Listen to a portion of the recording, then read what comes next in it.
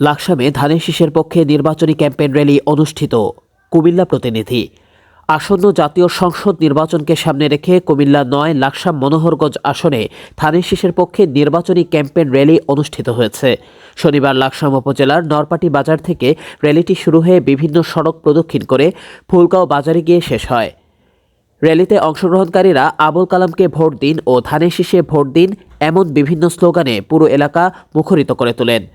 উক্ত নির্বাচনী ক্যাম্পেইনের আয়োজন করেন মোহাম্মদ জামাল হোসেন, যুগ্ম আহ্বায়ক, লাকসাম উপজেলা ছাত্রদল। র্যালিতে নরপাটি ইউনিয়নের বিভিন্ন ছাত্রদলের নেতাকর্মীরা উপস্থিত থেকে স্বতঃস্ফূর্তভাবে অংশগ্রহণ করেন।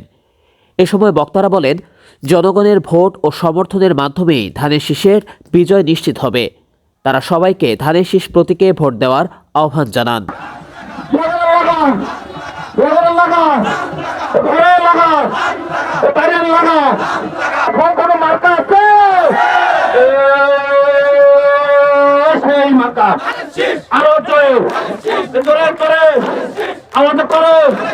আমাদের হবে